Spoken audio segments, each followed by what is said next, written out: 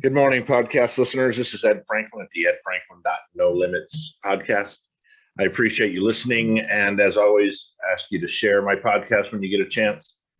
And if you want to contact me to be a guest, or you have a guest that would be a good fit for my podcast, my email is edfranklin.nolimits@gmail.com. Thank you for listening. I really appreciate it. We had a lot of listens on my last podcast with my daughter Paige. If you did not see it, I hope you would go find the podcast on YouTube or on Spotify or all the places, Apple, all those places you can find podcasts. It was long, but it was really good, and Paige opened up, and it was really a nice podcast. And I have a couple of my other kids that want to come on, and we're going to do something. Tomorrow night, I'm doing a very special podcast with a young man that's in the music industry. You got to listen to this podcast. This kid's he's on fire, and he's young, and he's exhilarating. So today it's not going to be a super long podcast. I just wanted to kind of touch on some things I've been thinking about over the last week, and primarily, so today is our 19th wedding anniversary. My wife and I have been married for 19 years, been together for about 23 years, and not a perfect marriage by any means, but fun, and it's been good. I mean, I would marry her again today. So shout out to my wife, Kit. And we're going to talk about, and then last week, since it was Valentine's Day, I kind of wanted to bring up the topic of that support system you have out there. So with that being said, I post a lot on Facebook. I post real positive memes, and I get nice reactions from people like, I needed this today, or this hits the spot, or this is a good one, and then I get a lot of likes on my Facebook posts. And I do that, for a few reasons. I've been doing it for a few years, and at this point I'm doing it every day of the year. I might miss a couple days around the holidays, but for the most part I post those. And I post them a lot of times for me, that I need to get, my mind back straight. And they're not meant to be taken literal. They're kind of meant to be just kind of an uplifting thing for that day. And if you're on Facebook in the morning and you're getting ready for work or whatever, sometimes it'll just give you that attitude that you need to change your way of looking things that day. I've said this before, that I would do these speeches and people would say, "Oh, Ed, that was so good. You was motivating and all this." And I said, I know, but the problem is when you leave here, if you go out and your car's been hit, or you got door dinged or something, you tend to forget all the things that I was talking about, and you tend to forget that motivation. We let these little things sneak into our life and change our way of thinking. And I think it's important to, I don't post negative things on Facebook. I try to stay away from any negative talk here, although negative talk and negative things are a reality in life. To dwell on them doesn't serve us at all. So I want you today to think about those people that are in your life that are serving you in a positive capacity. So, it could be your kids, your spouse, girlfriend, boyfriend, boss, just your normal down the street friends that are there to support you and give you encouragement. I know when I was young, my mom would always encourage me to get a government job. So, because it was steady and it had a good retirement and all that. And it just didn't really fit my personality, as you can probably tell. And she had a good meaning, right? She wanted me to be, secure and safe and all those things in the job, but it just wasn't my thing. So I didn't take it as bad advice. I just took it as not perfect advice for me. The other thing I want to talk about today is, when we're having discussions about who you want to be in life, and you're kind of designing what you want to be, and what it's going to look like, and things like this. We don't all have to be Michael Jordan. We can be, or whoever that superstar is you look up to that's been very, very successful. We can just be normal people with nice families and spend a lot of time with our families and make money. We don't have to be a superstar in everything we do.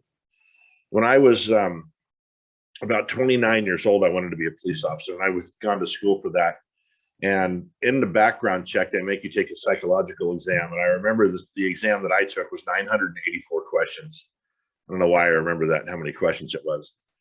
And on many occasions during the test, they'd ask you the same thing. And one of those questions I remember was, have you ever fantasized about being a rock star? And I put yes. I mean, everybody, I would think everybody would do that. And once you're done with the test, you turn it in and they schedule an appointment with a psychologist. It's a police psychologist, or he works for the police department, or she. And I went in, and I remember the advice I got from a police officer that kind of encouraged me to go into that field.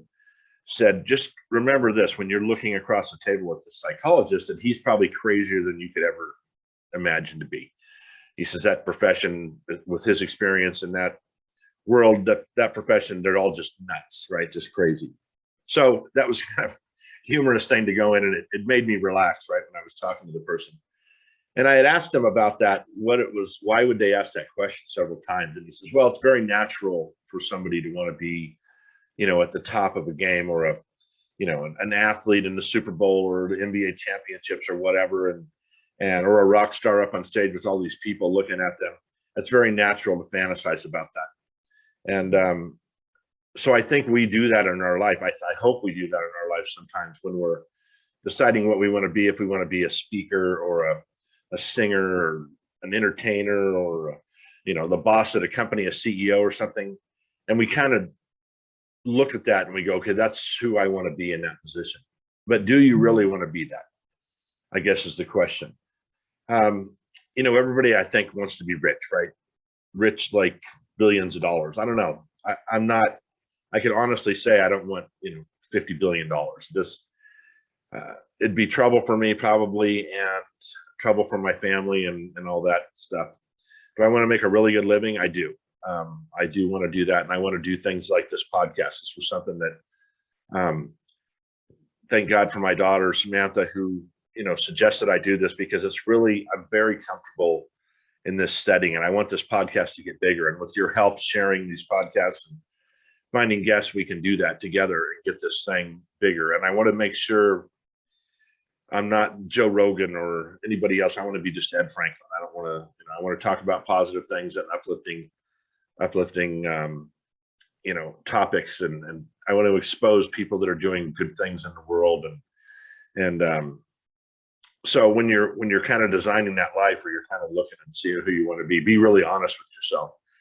And I've said this before too, that I think sometimes we get into situations, we want to do something, and then we kind of dig into it, and we find out that it's way more work than it's worth, right?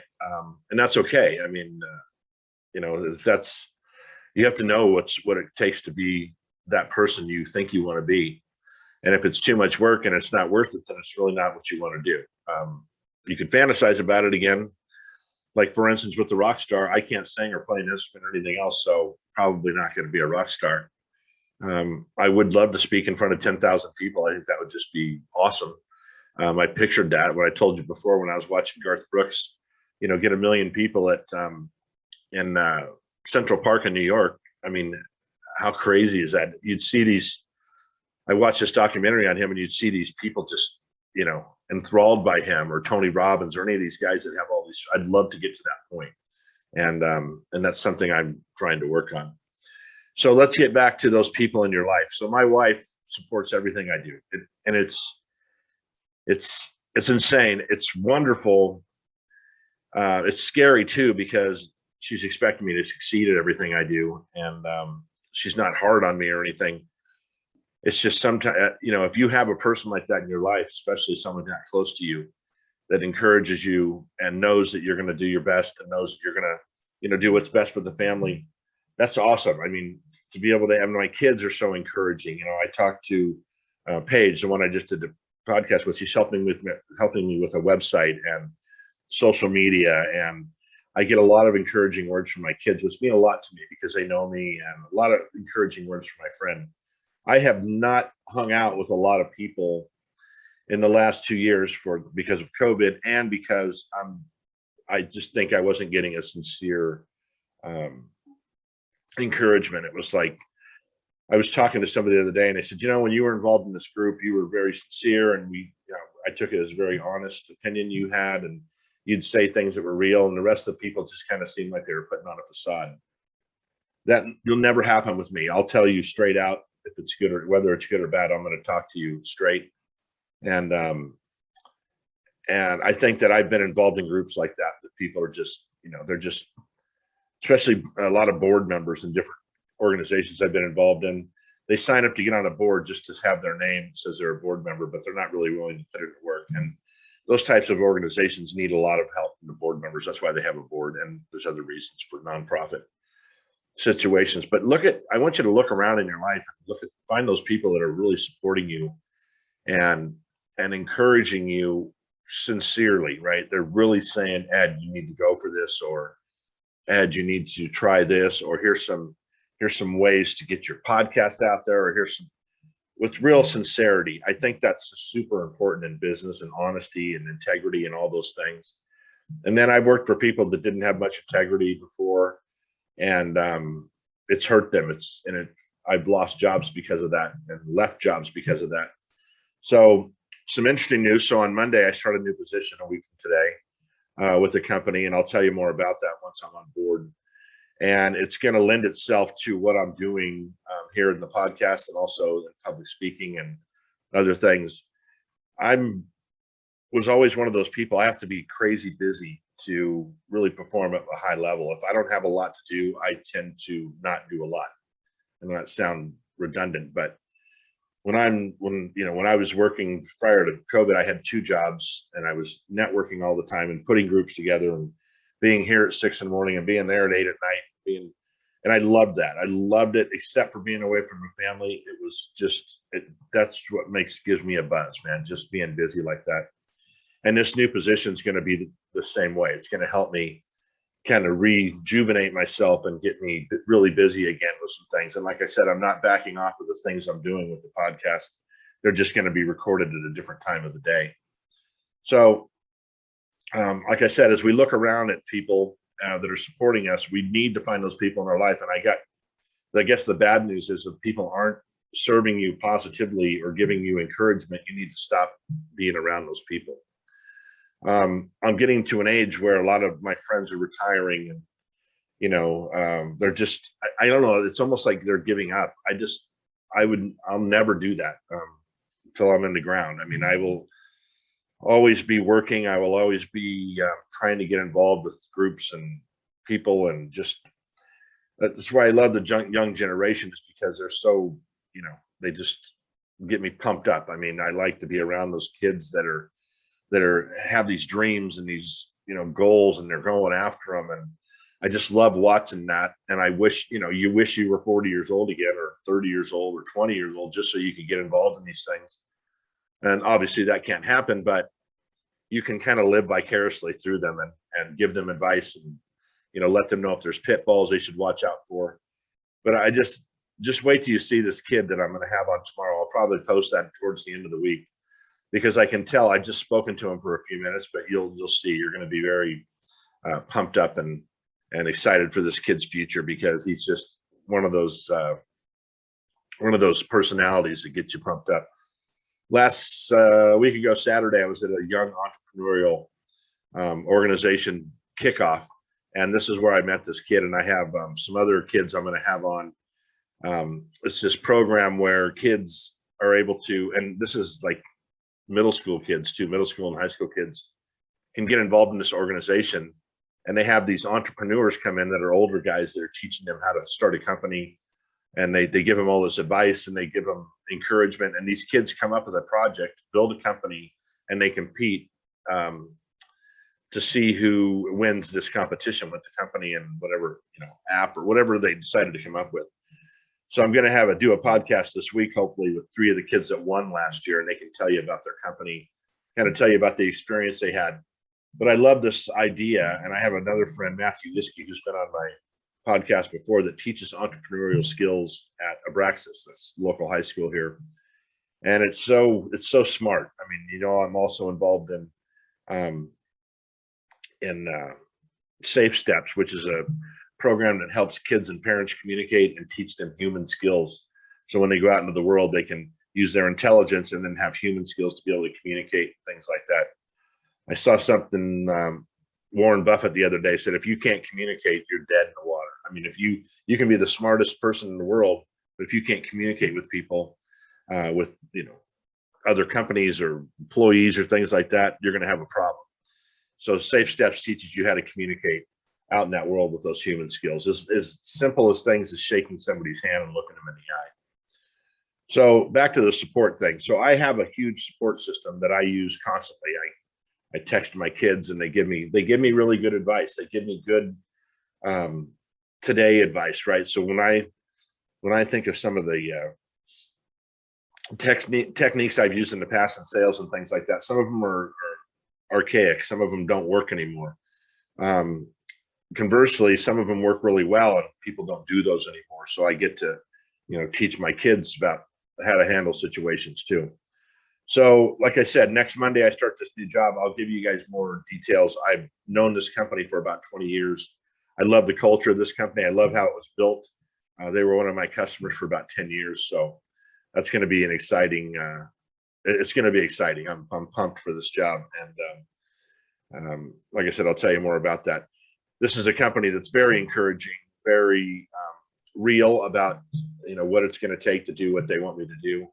And I like the fact that they were honest and open about that. And we kind of sat down, instead of doing an interview, we kind of just talked about the position and what I felt it was going to take. And they kind of felt, what it was going to take to be successful. And we're very in line with how to approach this and become successful. So anyway, so happy Valentine's Day. Like I said, today's my anniversary, and I'm so blessed, to have my 8 kids and my 14 grandkids and a beautiful wife that supports me in everything that I do.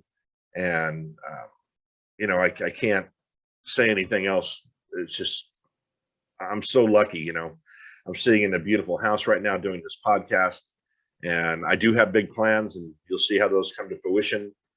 But like I said, I couldn't do it without the support of my friends and family and my kids and all that. So funny enough, I got a phone call last week from a person that I know, and they were just feeling a little down in the dumps. And this is not a person that you would ever think is down in the dumps, but that's okay. I mean, we all get that way.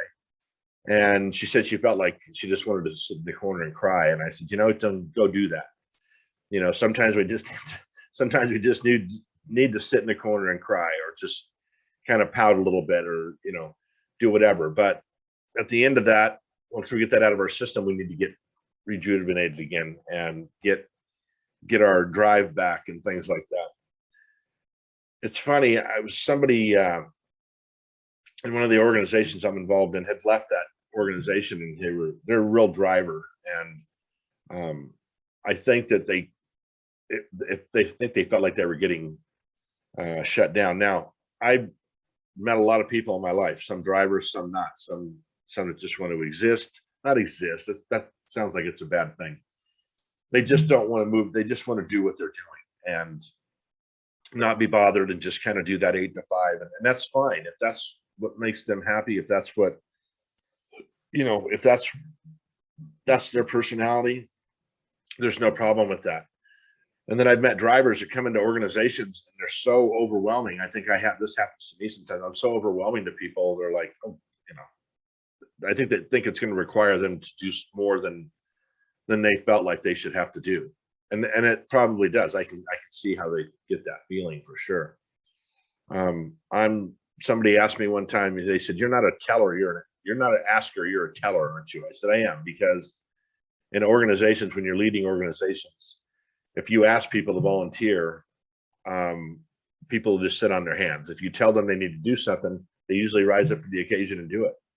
When I was more involved with the Knights of Columbus, we had a leader that, funny enough, if he asked for volunteers and you scratched your eye, you volunteered. So we would joke and sit on our hands when he was up talking. But the thing was, when I look back, he probably got more done than any grand night we had that I've ever been underneath.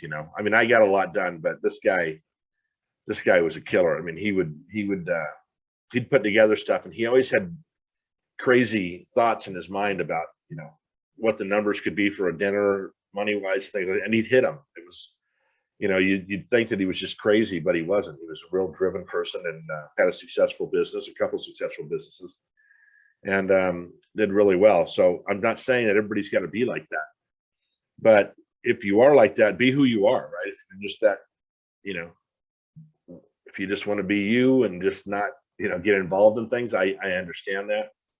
We need involvement from smart people in every, in sports for kids and organizations at church and things like that. But I completely understand your personality. After having 8 kids, especially, very different personalities, people that get involved, people that don't. So anyway, that's enough of me rambling today. I really appreciate you listening to my podcast. You have no idea how much it means to me. We're getting a lot of feedback on, we did a Facebook post about our anniversary today, and I really appreciate when people get back, when people do that, and like at birthdays and things. I know it only takes 2 seconds, but you have no idea how much it means to me when people respond in a positive way like that. So, like I said, if you haven't seen my podcast or listened to my podcast with my daughter Paige, it's worth it. It's 2 hours long. Listen to it in pieces if you have to.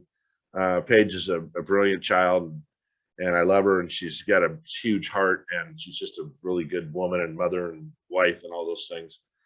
And like I said, some of my other kids are going to come on. The podcast I do tomorrow night, be looking for that. You're going to love this kid. I'm telling you, you're going to be impressed with what he's done in his life at such a young age already. And this kid's got a big future ahead of him. And you know what? With that being said, you have a huge future ahead of you too. Whatever you want to manifest in your life, you just have to keep being positive and keep putting that work in and keep doing, whatever you got to do. But it starts with your own mind.